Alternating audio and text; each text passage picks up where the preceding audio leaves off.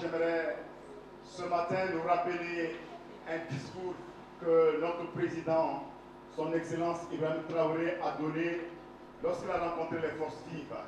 Ce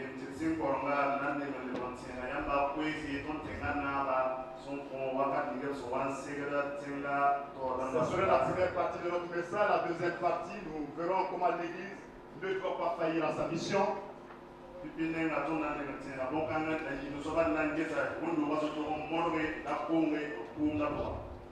le troisième point de notre message, c'est que ton engagement en tant que chrétien dans cette guerre dans laquelle nous nous trouvons n'est pas une option, c'est un devoir.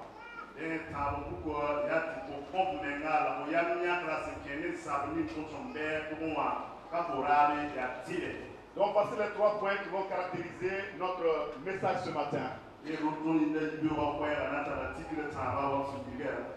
j'aimerais inviter à regarder la vidéo suivante, courte des paroles du président lorsqu'il a pris le pouvoir et qu'il avait rencontré les forces vives.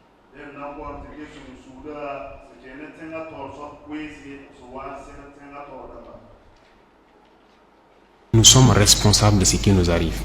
Et nous serons entièrement responsables de ce qui va suivre. Soit c'est du bon ou c'est du mauvais, ça dépendra de nos comportements dans le futur.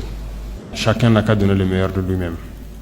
Et je pense qu'on peut y arriver. Je suis optimiste, j'ai foi. Le Burkina Faso, est engagé dans une guerre qui voudrait voir tout le monde s'engager. Tous ceux qui sont conscients que nous sommes responsables et que nous avons une responsabilité à jouer dans cette nation. Si tu es soldat, tu as une responsabilité en tant que soldat et militaire à jouer. Et ma question que je me pose aujourd'hui, c'est est-ce que tous les Burkinabés ont compris ce message? Ce message est très clair. Nous sommes tous responsables. Nous devons être tous responsables. En d'autres termes, nous devons tous nous engager à quelque niveau que nous trouvons. Que le militaire s'engage militairement. Que le chrétien s'engage chrétiennement. Que le pasteur s'engage pastoralement.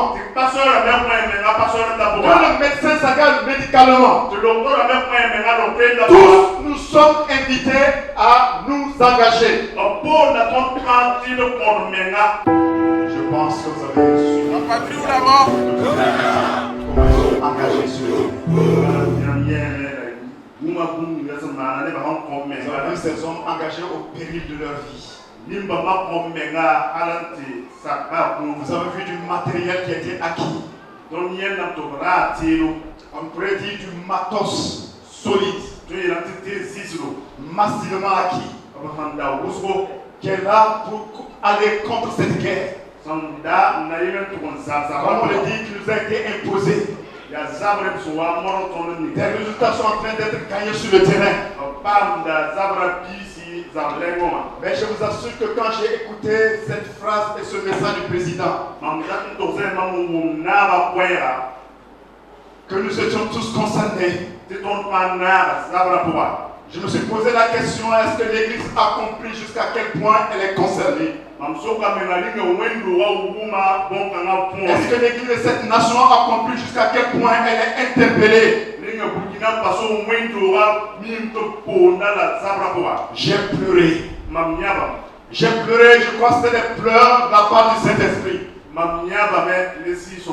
En me disant combien l'Église était tellement loin de ce discours. Combien l'Église est à distance de ce discours. Et n'a pas compris que de la même manière que les gens sont en train de livrer leur vie au front et sur le terrain, cette Église a failli à sa responsabilité et à sa mission. Est-ce que l'Église comprend les armes que Dieu lui a données? Est-ce que l'Église comprend la puissance qui est entre ses mains, la puissance sur laquelle elle dort? Qu'il est temps que l'Église se réveille et se mette à l'œuvre. De même que les héros se sont levés, sont engagés au prix de la vie dans ce pays. Nous n'avons aucune raison. Je dirais aucune raison. Aucune raison de rester assis confortablement dans nos églises. La Bible déclare dans Proverbe 9, 19, 18 ceci. Là où il n'y a pas de vision, le peuple périt. Lorsqu'il n'y a pas de vision, le peuple périt. Quand il n'y a pas de vision dans une église, et quand il n'y a pas de vision dans une église d'une nation, le peuple périt. Et si le Burkina périt aujourd'hui, l'église aussi doit se sentir responsable. Qu'elle a manqué de vision. Elle a manqué de vision, pourquoi? Parce que la Bible déclare dans 1 Corinthiens 14, 8. Si la trompette rend un son confus, qui se préparera au combat? Quand le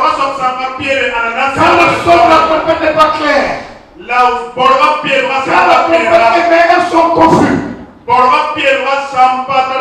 trompette dans le temps était un instrument de guerre. Lorsqu'on sonnait la trompette, on savait que c'était l'heure du rassemblement, l'heure de la bataille, l'heure de la guerre. Mais ce passage déclare, si la trompette émet un son confus, qui va se préparer à la guerre? Si l'Église émet un son confus, si l'Église émet un message confus, comment les chrétiens peuvent-ils se lever pour la guerre? La Bible ne dit-elle pas dans le psaume 20, les uns s'appuient sur leurs chars, les autres sur leurs chevaux. Mais nous célébrons l'éternel notre Dieu. Nous célébrons l'éternel notre Dieu. Et il plie et il tombe. Et nous nous tenons fermes, nous restons debout. Si les terroristes peuvent s'appuyer sur leurs armes, s'ils peuvent s'appuyer sur leurs grosses motos, nous nous appuyons sur l'éternel des armées. Nous nous appuyons sur l'éternel des armées. Ils vont plier, ils vont tomber. Et nous resterons debout. Ce pays restera debout. Le Burkina Faso restera debout. Parce que l'Église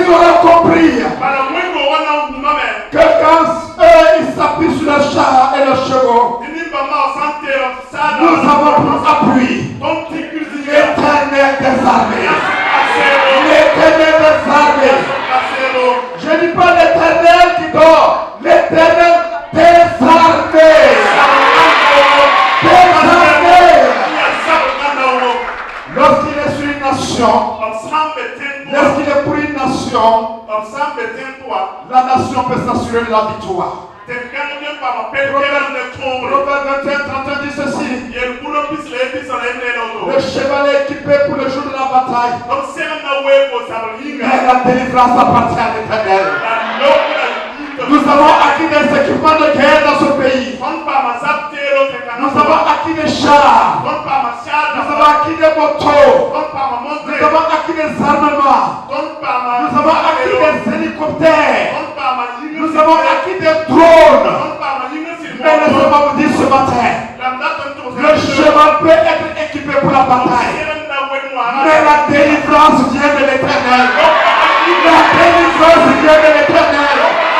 La délivrance viendra de l'Éternel. Merci au chef d'État. Merci au chef de l'État. Pour tous ces armes-là. Pour tous ces chevaux de guerre. Mais ce matin, laisse-moi te dire. Notre délivrance. Ta délivrance. La délivrance de cette nation. Viendra de l'Éternel. Terminant en te disant que le combat dans lequel nous sommes. C'est un combat spirituel. Je vous dis, c'est un combat spirituel. Vous voyez, celui que tu appelles terroriste, il n'est pas un terroriste. C'est un exemple. Que nous sommes en train de combattre. L'église va combattre l'esprit qui est derrière le terrorisme. Qu'est-ce qui pousse le Burkinabé à se lever, à prendre une arme contre son frère burkinabé? Il y a un esprit qui commande cela. Et notre combat, c'est contre cet esprit-là qui commande cela. C'est pourquoi Paul dit, nos âmes sont spirituelles et elles sont puissantes pour rabaisser les forteresses. Alléluia. Les hommes de Dieu ont compris cette vérité. Que certaines batailles ne sont pas que physiques.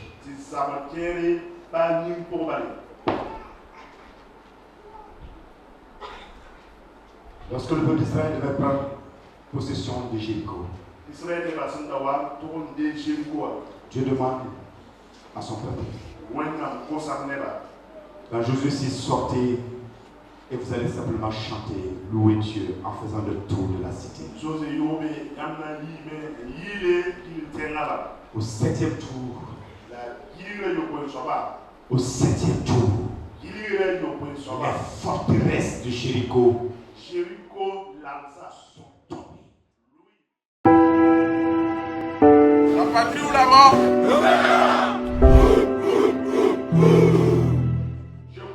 Que notre nation, après des temps difficiles, oubliera les événements passés. Nous proclamons que nous n'entendrons plus de guerre ni de bruit de guerre dans cette nation au nom de Jésus. Amen.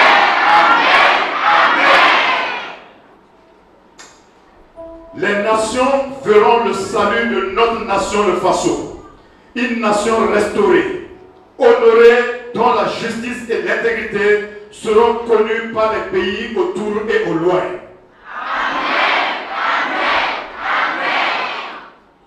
Nous proclamons et prophétisons le retour des fils et des filles égarés de cette nation, qu'ils soient en Orient ou en Occident, jusqu'aux extrémités de la terre, pour reconstruire ensemble le pays au nom de Jésus. Nous proclamons un pays qui redeviendra une terre bénie de production industrielle, minière et pétrolière au nom de Jésus. Nous proclamons et prophétisons un pays autosuffisant alimentairement parlant, où le peuple mangera et sera rassasié au nom de Jésus. Selon Joël 2,28, après cela, je répandrai mon esprit sur toute chair. Nous proclamons et nous prophétisons un pays dans lequel les rêves et les visions accroîtront chez les jeunes comme chez les plus âgés, dans le nom de Jésus-Christ. Et qu'il en soit ainsi. Au nom de Jésus. Donnez l'acclamation, l'acclamation, l'acclamation. Une acclamation. Le Burkina Faso n'est plus sur la jamais. Nous allons toujours triompher, quelles que soient les circonstances. Alléluia.